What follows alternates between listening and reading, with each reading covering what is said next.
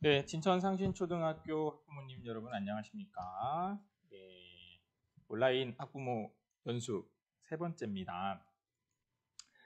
첫 번째, 두 번째도 말씀을 드렸다시피 무슨 전문적인 지식이 있어서 제가 말씀드리는 건 아니고요. 학교에서 아이들과 지내다 보니 이렇더라 라는 말씀을 드리고 있고요.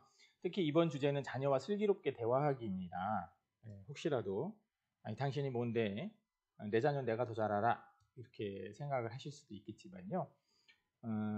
원래 장기 같은 거 둘 때 훈수 두는 거 보면 훈수 두는 사람이 잘 둬서 훈수를 두는 게 아니거든요. 그렇다고 제가 무슨 훈수를 두겠다는 얘기는 아니고요. 잘 당사자가 됐을 때는 잘 모르던 것들이 밖에서 보면 보이는 경우가 있어요. 그렇기 때문에 말씀을 드리는 거니까요. 조금이라도 도움이 되셨으면 하는 생각이에서 제작을 하고 있습니다. 네, 멀리 플룻 소리가 조금씩 들어오네요. 아이들 반가워하고 있고요. 네, 저는 퇴근 시간을 조금 앞두고 지금 녹음을 하고 있습니다. 네, 이번 주제는 자녀와 슬기롭게 대화하기라고 정했습니다. 저도 6학년, 2학년 아이를 키우는 부모로서 어떻게 하면 슬기롭게 아이들과 대화할까 참 고민이 많이 되는 부분이기도 합니다. 제가 어제 대한교육에 대해서 좀 관심이 있어서요. 대한교육에 대한 연수를 갔다 왔는데 충북 대한교육연구소의 이치열이라는 분께서 말씀을 하시던 연수 중에 이 말을 그대로 하신 건 아니고요. 제가 이제 말씀 중에 하시던 말씀을 정리를 해본 겁니다. 부모와 학교, 특히 교사는 아이의 바른 성장을 위한 최고의 동지이다. 네, 동지는 한자가 맞는지 모르겠네요. 네, 뜻을 같이 하는 사람이죠. 학교는 교육을 판매하는 곳이 아니며 부모는 교육 소비자도 아니다. 라고 이렇게 생각이 들어서 그분의 말씀을 조금 빌려서 가지고 왔습니다. 언제부턴가 교육이 수요와 공급의 관계가 되어 있는 것이 좀 안타깝습니다. 하지만 교육은 물건을 사고 파는 관계가 아니죠. 만약에 이렇게 수요와 공급의 관계가 된다면 우리 아이들이 물건 취급을 당하는 꼴이 됩니다. 그래서 좀 안타까워요. 그렇게 되면 안 될 것 같습니다. 흔히 요즘 이제 인재 육성, 뭐 인적 자원 이런 말 쓰는데 이것 자체가 사람을 물건으로 보는 거기 때문에 이런 말들은 좀 사용을 안 했으면 하는 생각이 듭니다. 네, 이런 말씀으로 앞을 열면서 자녀와 슬기롭게 대화하기 제가 장기에 훈수 둔다고 생각을 하시면 좋겠습니다. 자, 대화라는 말은 우선 마주 보고서 이야기를 나누는 거죠. 얼굴을 보고서 이야기를 나누는 겁니다. 왜 우리 흔히 그냥 우스갯소리로 전화통화 한참 하다가 자세한 거 만나서 얘기해라고 하는데요. 저는 이게 우스갯소리가 아니라는 생각이 들어요. 얼굴을 보고 얘기해야 그 사람의 표정도 보이고 그다음에 감정도 느껴지는 거죠. 자, 우리는 아이의 이야기를 얼마나 듣고 있을까요? 저부터 좀 반성이 되는데요. 이렇게 쓰다 보니까 무엇보다 혹시 들어주시나요? 아니면 들으시나요? 무슨 말장난이냐 할 수도 있지만요. 들어준다는 것은 그래 내가 너한테 베푸는 거야 라는 마음이 들어있어요. 그게 아니라 아이를 우리 가족의 동등한 구성원으로서 아이의 이야기를 듣는 거 되게 중요합니다. 제가 집에서 좀 아내와 대화하던 중에 좀 안 좋은 일, 서로 안 좋은 일이 아니라요. 어떤 한 대상에 대해서 좀 안 좋은 소리를 했어요. 그랬더니 옆에 있던 아들이 와서 아빠 그 얘기는 지금 장애인을 비하하는 말이었어요 라고 얘기를 하더라고요. 그래서 그래 미안하다 이렇게 얘기를 한 적이 있습니다. 근데 만약에 아이가 아빠 말이 그게 뭐예요? 라고 얘기했다면 저도 좋은 말이 안 나갔을 텐데 아이가 이렇게 얘기했다는 거는 저도 거기서 화를 내거나 하는 것이 아니라 그렇구나라고 받아들일 수 있었겠지요. 네, 우리 칭찬 참 좋습니다. 네, 한동안 칭찬은 고래도 춤추게 한다라는 책이 유행이었죠. 자, 그런데 저는 여기에서 의문을 품어봤습니다. 뭐냐면 고래의 일이 과연 춤추는 것이 고래의 일일까? 네, 어떻게 보면 뭐 제목만 가지고 제가 좀 꼬집는 거지만 사실 칭찬은 독이 되는 것과 약이 되는 칭찬이 있어요. 결과를 칭찬할 경우에는 좀 위험합니다. 100점 맞으면 100점 맞았어? 대단한데? 저는 크게 좋은 칭찬이 아니라고 생각이 듭니다. 과정을 칭찬하는 거, 열심히 노력하는구나. 네. 오늘 정말 열심히 하고 있네. 스스로 일어났구나. 뭐 이런 과정을 좀 칭찬했으면 좋겠고요. 타고난 것에 대한 칭찬을 하면 안 됩니다. 아이가 예를 들어서 숙제를 다 마쳤어요. 오늘 엄마랑 또는 아빠랑 약속으로 엄마 아빠 퇴근하기 전에 숙제를 다 마치기로 했는데 다 마쳤어요. 그러고 났더니 넌 멋진 아이야. 멋진 것과 숙제를 다 한 것이 관련이 없지요.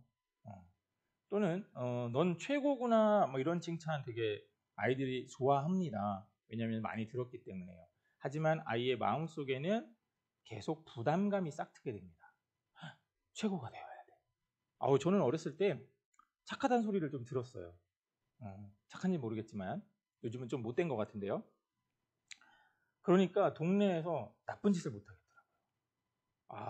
예전에는 제가 좀 담배를 피웠는데 대학생이 되어서도 동네에서 어디 숨어서도 담배를 못 피겠더라고요. 착한 아이라고 소문이 났었기 때문에 물론 지금은 금연 중입니다. 부모님들도 아버님들, 할아버님들 금연하시면 좋을 것 같습니다.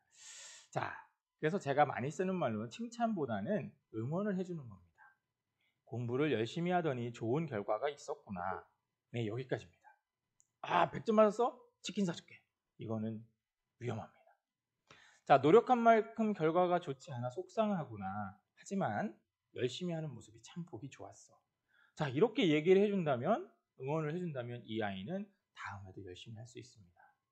그런데 결과를 칭찬하다 보면 결과가 다음에 비슷하게 나오지 않았을 때 상당히 아이가 좌절하게 됩니다. 그러니까 대화법이 얼마나 중요한지를 보여주는 예지요. 자, 우리 흔히 외적 보상이라는 말을 많이 쓰는데요. 뭐 하면 뭐 해줄게 입니다. 이게 물론 필요할 수 있어요. 아이가 예를 들어서 책 보기를 너무 싫어한다. 이럴 때 그럼 책 한 권 읽으면 요거 해줄게 할 수 있습니다. 그런데 단기간 내에 끝나야 됩니다. 이게 길어지면 곤란합니다. 왜 그러냐면 길어지면 다음부터는 보상이 주어지지 않으면 책을 안 읽거든요. 실제 예전에 EBS 다큐프라임에 나왔던 건데요. 책 읽기 실험을 했습니다. 아이들에게 몇 권을 읽으면 뭐 스티커를 주고 그로 인해서 선물을 준다고 했어요. 근데 어떤 아이들은 책을 계속 뽑아와서 스티커 받고 뽑아와서 스티커 받아요. 잘 안 읽어요. 그냥 건성건성 넘깁니다. 근데 어떤 아이는 그것과 상관없이 한 권에 푹 빠져서 읽습니다. 이 아이에게는 스티커가 중요한 게 아니라 책 자체가 재밌는 거예요. 그런데 책을 계속 가지고 오는 아이가 있어요. 이 아이에게 갑자기 미안해 선물이 다 떨어졌어 라고 하면 이 아이는 더 이상 책을 찾으러 가지 않겠죠. 더 큰 보상이 없으면 움직이지 않습니다. 실제로 뭐 가능한지 저는 실험은 안 해봤는데요. 게임을 그 스마트폰으로 너무 많이 하는 아이에게 게임 1시간 하면 1,000원씩 주는 거예요. 그러다가 다음에 안 줘요. 그럼 아이가 게임하는 빈도가 줄지 않을까요? 너무 많이 나갔나요? 한번 실험을 해봐도 좋을 것 같은데요. 아이를 대상으로 실험을 한다는 건 좀 말이 안 맞지만 아무튼 이 보상의 늪에 빠지지 않아야 된다는 겁니다. 외적 보상보다는 그 즐거워하는 자체. 예를 들어서 아이들이 이렇게 물어볼 수 있습니다. 아빠, 나 수학 100점 맞았어. 뭐 해줄 거야? 그러면 저는 이렇게 되묻습니다. 수학 100점 맞으니까 기분이 어때? 좋아요. 그래, 네 기분이 좋구나. 충분하네. 처음에 좀 야박할 수 있습니다. 뭐 이래? 나는 뭐라도 사줄 줄 알고 기대하고 갔더니.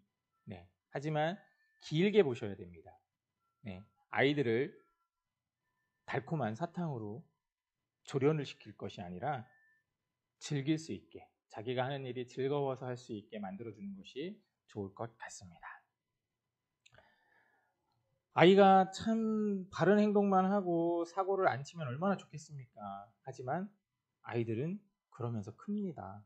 실제로 야누시 코르차크라는 사람도 아이들은 잘 모르기 때문에 잘못을 한다는 거예요. 근데 잘못을 했을 때 너무 과하게 혼내면 아이는 자기가 잘못한 걸 알고 있는데 어른이 또 혼내니까 엇나가기 마련이라고 합니다. 그러지 않고요. 제가 개발한 겁니다. 그냥 말도 안 되는 대화법인데요. 잘나고 대화법입니다. 잘나고의 잘은 잘못된 행동에 대해 말하기입니다. 너 방이 많이 어질러져 있네. 네, 이렇게 말하기 쉽지 않으시죠? 보통 어떻게 말하나요? 이게 돼지우리야? 사람방이야?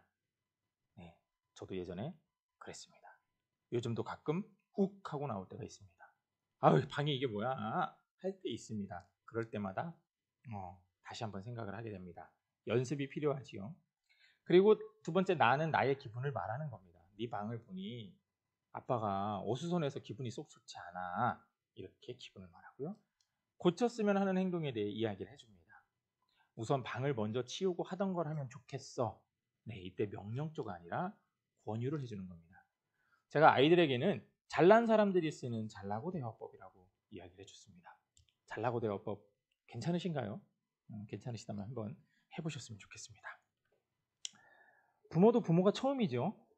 네, 저도 큰아이를 낳았을 때 아빠가 처음 됐습니다. 예전에 부모였다가 다시 부모 된 사람은 없어요. 첫째를 키웠으니까 둘째를 키우는 일이 손쉽겠다? 그렇지 않습니다. 네, 서툴 수 있습니다. 아이에게도 그 점을 솔직히 이야기하고 함께 노력하자고 이야기하는 겁니다. 혼내고 나서 혼낼 일이 있겠죠. 혼내고 나서 사과를 하셔야 됩니다. 너에게 화를 내서 미안하다. 하지만 그 순간 엄마 아빠가 너무 화가 났었어. 잠시 감정이 격해졌구나. 아빠도 처음이라 그래. 노력하자 같이 이렇게 얘기를 해야 됩니다. 저는 교실에서 실제로 아이들한테 제가 화를 낼 일이 있어서 화를 내고 나면 사실 나중에 사과를 해요. 그때 되게 민망합니다. 사과할 때. 좀 창피하기도 하고요. 하지만 하면 좋을 것 같습니다. 이 방법은 자신의 마음을 다스리는 명상법인데요. 나지사입니다. 아까 잘나고랑 좀 비슷하죠? 이런 일이 생겼구나. 그럴 만한 사정이 있었겠지? 그럼에도 더 나빠지지 않고 이만하길 감사하지 해서 나지사인데요. 이 얘기를 드리니까 어떤 주변에 한 선생님이 그런 얘기를 합니다. 뭐예요? 부처님 되라는 겁니까? 라고 얘기를 하던데요. 실제 이런 일이 있었어요. 예전에 한 학부모님께서 오셔서 우리 반 아이, 저희 반 아이가 아니라 그 언니, 중학생인 언니를 얘기를 하시면서 아이가 저랑 싸우고서 갑자기 엄마 집 나가! 이랬다는 거예요. 그래서 제가 얼마나 속상했는지 몰라요. 라고 말씀을 하셔요. 그래서 제가 반대로 생각해 봤습니다. 어머니 참 다행이지 않습니까? 그랬더니 지금 뭐 놀리느냐는 투로 저를 보시는 거예요. 그래서 말씀드렸어요. 중2 아이가, 딸아이가 그 밤에 엄마랑 싸우고 본인이 나가지 않고 엄마 보고 나가! 이랬으니 얼마나 다행입니까? 만약에 그 아이가 그 밤에 나갔으면 어두컴컴한 골목을 다니면서 혹시라도 안 좋은 일을 당했을 수도 있는데 더 나빠지지 않았으니 얼마나 참 좋은 일입니까? 고마운 일입니까? 라고 얘기를 했습니다. 모든 일에는 그럴 만한 사정이 있었겠지요. 물론 사람이 감정이 앞서서 감정을 먼저 이야기하다 보면 서로 간에 이제 격해지는 경우가 있는데요. 우리 조금만 마음을 아이가 와서 집에 와서 예를 들어서 뭐 가방을 휙 던지고 아이씨 이러고 누웠어요. 학교에서 좀 누구랑 안 좋은 일이 있었겠구나. 일단 좀 그럴 만한 사정이 있었을 테니까 뭐 가방을 던졌구나. 그럴 만한 사정이 있었겠지. 그래도 어디 다치지 않고 온 것만 해도 참 감사한 일이다. 좀 있다가 아이가 진정되면 한번 이야기해 보면 어떨까? 뭐 이렇게 생각해 보면 어떨까요? 네, 학교에서 지내다 보면 아이들 중에 친구들에게도 이렇게 명령투를 사용하는 아이들이 많아요. 그만해, 이거 내놔. 자기가 지우개를 빌리면서 내놓으래요. 이거 좀 너무한다는 생각이 듭니다. 그래서 명령투의 말을 많이 들은 아이들은 명령투의 말을 사용합니다. 네. 그래서 저부터 실천해야겠지만 뭐뭐 하면 어떨까? 뭐뭐 좀 해줄 수 있어? 도와줄래? 뭐 이렇게 이야기를 같이 할래? 뭐 이렇게 이야기를 하면 좋겠습니다. 저도 부모지만 부모로 살아가는 일이 결코 쉽진 않네요.